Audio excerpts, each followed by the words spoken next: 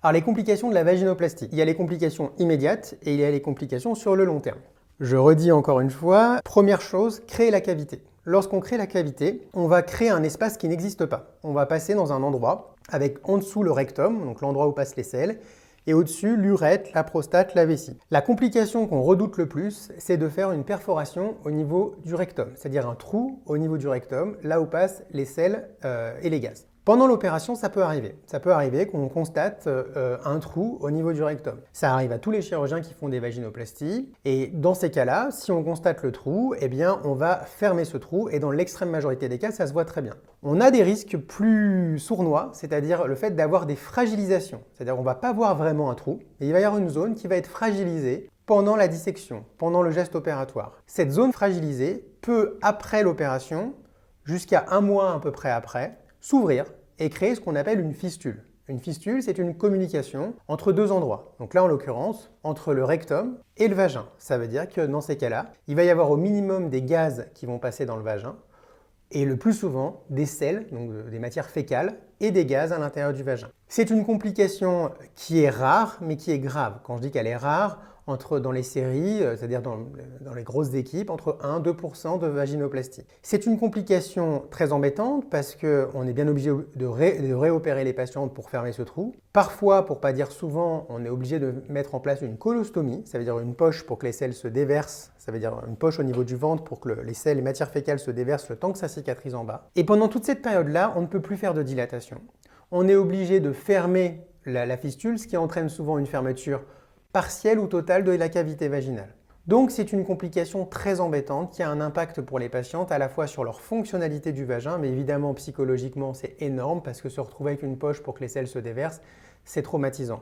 Bien entendu, c'est une complication et c'est un problème temporaire qui se règle, mais ça ne se règle pas en quelques jours. C'est souvent quelque chose qui nécessite plusieurs mois de traitement, en tout cas de cicatrisation pour pouvoir traiter correctement les patients. Et donc cette problématique-là, elle est commune à toutes les techniques. C'est pas de faire de l'intestin ou de la peau ou du péritoine, c'est de créer la cavité. C'est lorsqu'on crée cette cavité qu'on peut avoir des problèmes. De même, quand on reprend une patiente chez qui on doit refaire une cavité vaginale, ce risque existe et il existe peut-être même encore plus parce qu'il y a déjà une cavité faite, mais on a encore un risque de faire une perforation. Donc c'est vraiment la complication la plus embêtante. En termes de complications rares, on peut avoir ce qu'on appelle un syndrome des loges. C'est le fait d'avoir les jambes en l'air. Alors la durée opératoire est très variable en fonction aussi de la technique utilisée, de l'expérience, mais sur des opérations longues, on peut avoir des compressions au niveau des mollets, au niveau des muscles des mollets, parce que les patientes sont en position gynécologique, ça veut dire avec les jambes en l'air, avec les mollets dans des écarteurs gynécologiques. Et ça peut créer des compressions qui vont donner des troubles de sensibilité au niveau des pieds. C'est une complication exceptionnelle, mais qui peut arriver, elle est liée à l'installation. Ça n'a rien à voir avec la vaginoplastie, c'est lié à l'installation.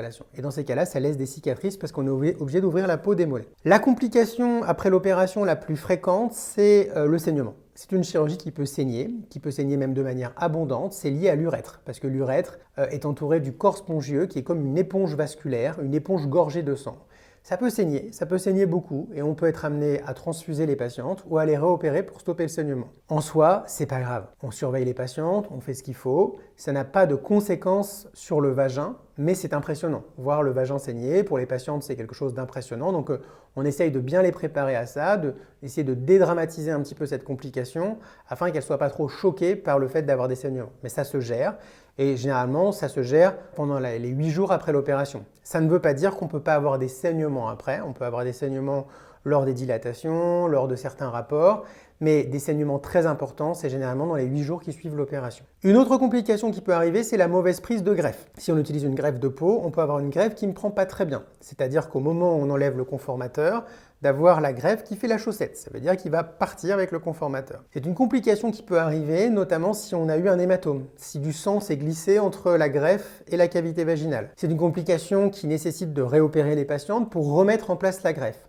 Dans l'essentiel des cas, dans la majorité des cas, une fois qu'on a remis la greffe reprend correctement et on s'en sort très bien comme ça. Mais c'est une complication qui est embêtante et lorsqu'on refait des reprises, lorsqu'on fait des reprises de patientes, qu'on réopère quelqu'un qui a perdu sa profondeur, si on fait une greffe de peau, les greffes de peau ont tendance à moins bien prendre que la peau fine des testicules, du scrotum.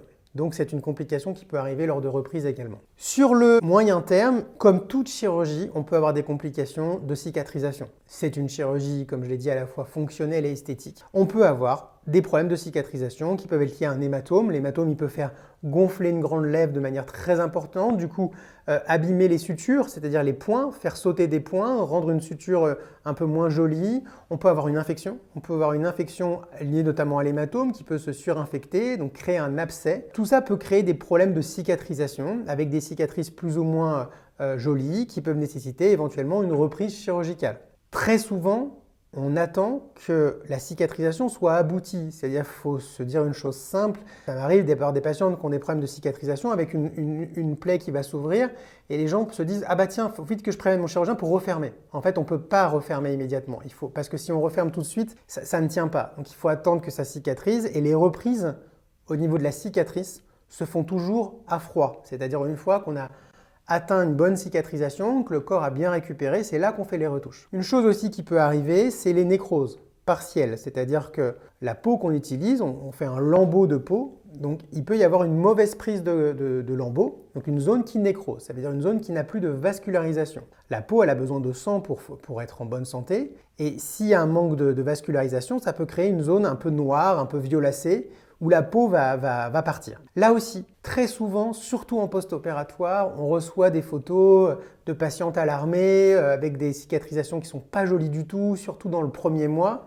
Il ne faut pas paniquer, il faut attendre. Dans la grande majorité des cas, ça évolue très correctement parce que le corps va se renouveler, va refaire de la peau et ça va très souvent très bien évoluer et dans la majorité des cas, on n'est même pas obligé de reprendre les patientes. Mais on peut être amené à faire des retouches au niveau de cette peau. Il faut savoir une chose, c'est que dans la chirurgie, une fois qu'on a perdu de la peau, on peut enlever de la peau à certains endroits parce qu'on peut avoir des fois un excès de peau, c'est-à-dire on peut avoir une grande lèvre trop grosse, des grandes lèvres trop grosses, réduire cette peau.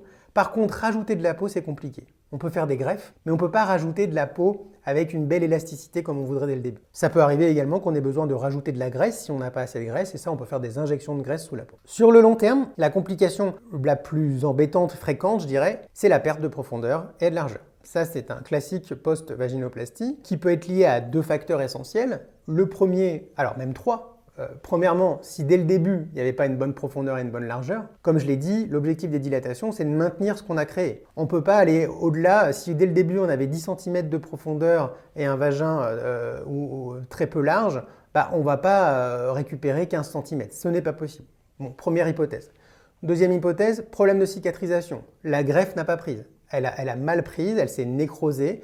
Et du coup, si la greffe à l'intérieur ne prend pas, eh bien, on va avoir une greffe qui va se rétracter. On va vraiment avoir quelque chose qui va se rétracter comme une cicatrice pas très jolie, mais à l'intérieur. Et donc, du coup, comme ça se rétracte, les dilatations sont douloureuses, voire impossibles à faire, et donc perte de profondeur et largeur. Troisième possibilité, une patiente qui ne fait pas assez bien ses dilatations, qui abandonne pour différentes raisons, pour des problèmes psychologiques, physiques.